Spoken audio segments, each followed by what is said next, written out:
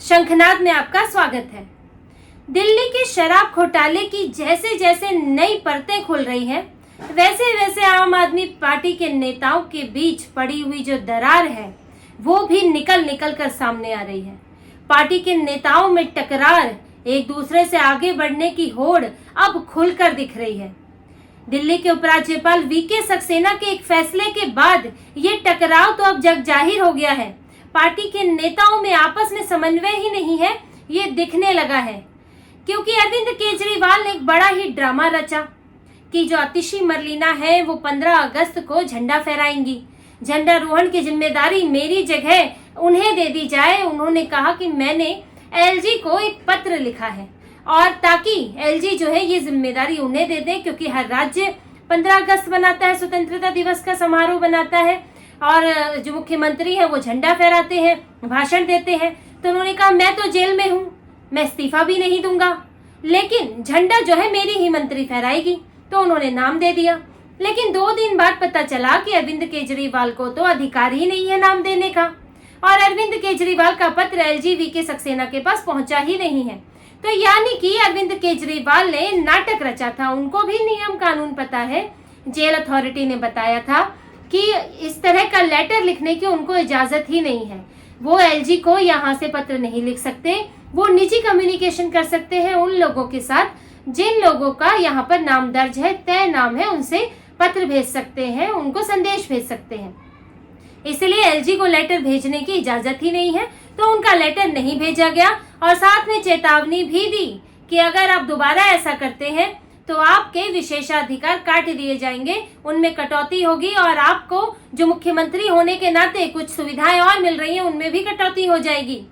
तो अरविंद केजरीवाल को कि उनकी जो पोल खुल गई, जो वो एलजी सक्सेना को पत्र लिखकर माहौल बनाना चाहते थे कि आतिशी को झंडा फहराएंगी और एलजी अगर मना कर देंगे, क्योंकि एलजी के पास तो पत्र पहुंचा ही नहीं, तो एलजी मना कर देंगे, तो माहौल बनाना चाहते थे, वो तो अब नहीं बन पाया।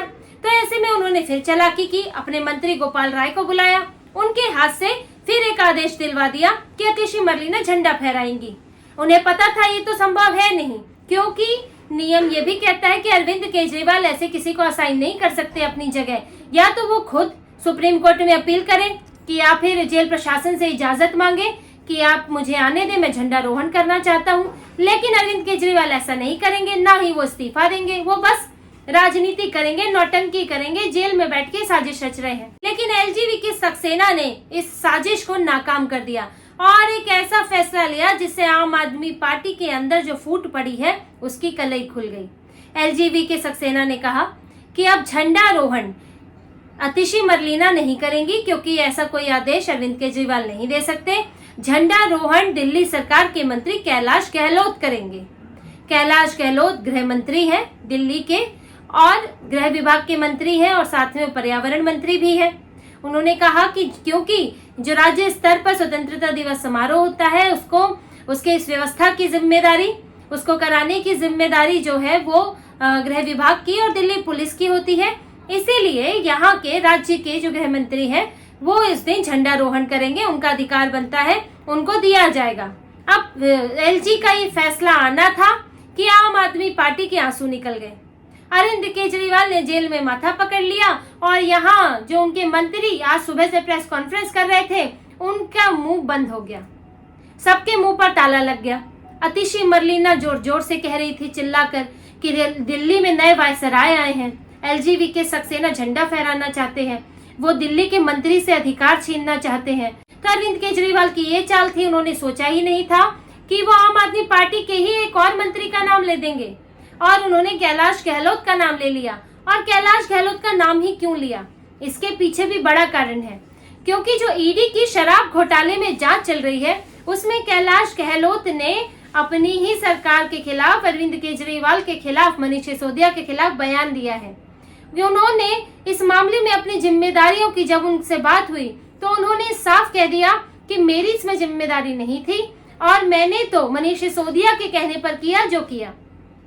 उनको ईडी ने मार्च में पूछताछ के लिए बुलाया था। अरविंद केजरीवाल गिरफ्तार हुए, कैलाश गहलोत को भी पूछताछ के लिए बुलाया था। उनसे कई चीजों पर सवाल पूछा गया, एक तो शराब नीति पर, दूसरा विजय नायर पर। शराब नीति के लिए एक ग्रुप ऑफ मिनिस्टर्स बना था। यानी कि मंत्रियों का समूह जो इस पर विचार करेगा और इसमें अगर जरूरत होगी सुधार करेगा, सलाह देगा और साइन देगा। अब शराब नीति पर ग्रुप ऑफ मिनिस्टर्स के साइन है। अब कैलाश गहलोत जो है वो भी मंत्री है, उन्होंने भी साइन किए हैं। अब उनसे पूछा गया कि आपने इस पर साइन किए, क्या आपकी से सहमति थी, क्या आपके कोई सवाल नहीं थे इसे लेकर?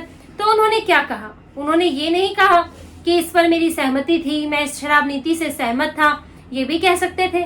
उन्होंने कहा कि ये क्योंकि मनीष सिसोदिया जो है वो सीनियर मंत्री हैं, एक वरिष्ठ नेता है, उन्होंने कहा कि इसमें जो मार्जिन बढ़ाया गया है 5 से 12% मार्जिन बढ़ा है शराब कारोबारियों का, प्रॉफिट मार्जिन, तो वो अच्छा रहेगा, उससे दिल्ली की जनता को फायदा होगा, इसलिए मैंने उस पर साइन कर दिए।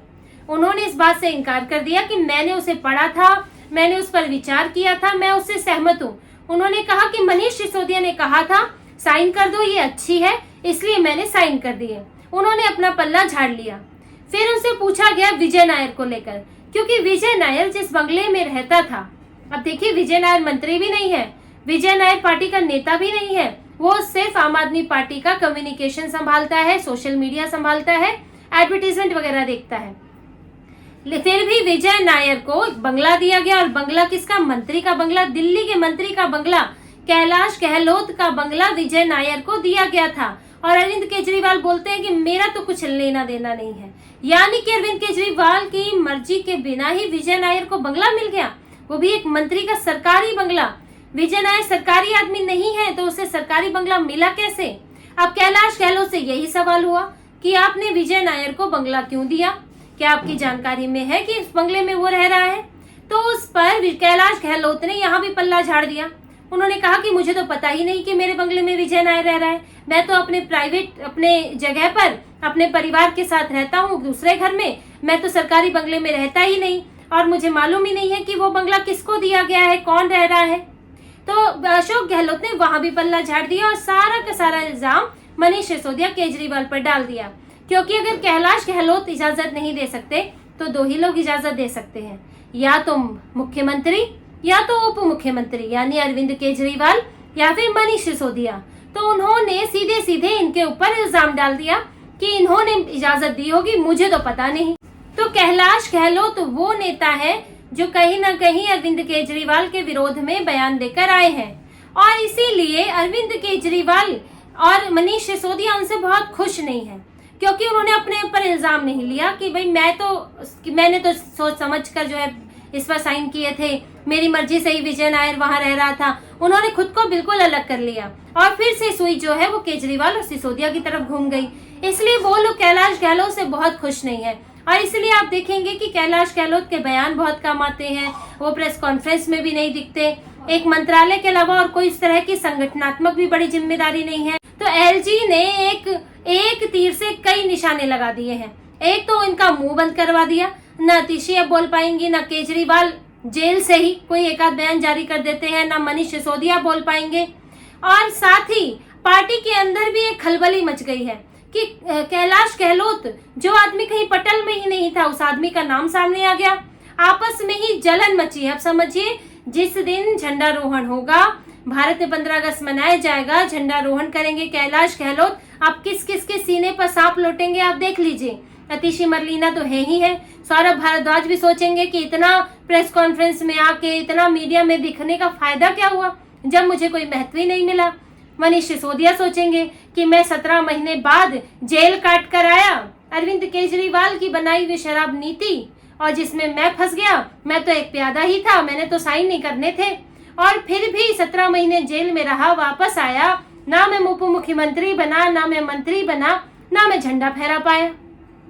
तो आखिर मेरे जेल से आने का फायदा क्या है, मुझे तो कुछ मिला ही नहीं। तो इस तरह से आम आदमी पार्टी में अब कई नेताओं में बेचैनी बढ़ गई है, और कैलाश गहलोत का पद भी बढ़ता हुआ दिख रहा है।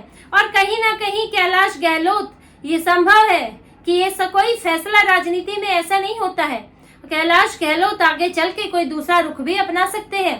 एक केजरीवाल के मंत्री राजकुमार आनंद तो बाहर जा ही चुके हैं, और कैलाश गहलोत ने भी जो एलजी ने अभी फैसला दिया है, आदेश दिया है, उसको खारिज नहीं किया, मना नहीं किया। वो चाहते तो कह सकते थे कि नहीं, मैं झंडारोहण नहीं करना चाहता, या फिर मैं उस स्थिति में नहीं हूँ, कुछ भी बोल सकते थे, लेकिन कैलाश गहलोत ने इनकार भी नहीं किया। एलजी ने न्योता दिया, उन्होंने स्वीकार कर लिया। तो यानी कि एक जुगलबंदी तो चल रही है कि कहीं से कैलाश गहलोत का नाम एलजी ने सोचा और कैलाश गहलोत भी इससे खुश है। तो इसके तो बहुत मायने निकलते हैं, क्योंकि हो सकता है कि अब तो चुनाव आने वाले हैं और दिख रहा है कि मुख्यमंत्री की यानी कि अरविंद केजरीवाल की अनुपस्थिति में कुछ ही नेता चमक रहे हैं और बाकियों को कोई महत्व ही नहीं मिल रहा है। और ऊपर से आप शराब घोटाले में इनके चलते फंस भी रहे हो। अब जिसने भी शराब घोटाला किया, जिसने उसके पैसे लिए, उसका इस्तेमाल किया, उसमें जो दूसरे मंत्री हैं जो ग्रुप ऑफ मिनिस्टर्स में थे, यानी कि कैलाश गहलोत है, गोपाल राय है, इन मंत्रियों को क्या फायदा हुआ? इनको तो ईडी ही बुला रही है और ये फंस जा रहे हैं। अब बार बार सफाई दे कि हमें मालूम नहीं था, हम इस बारे में जानते नहीं थे। तो क्यों फंसना चाहेंगे?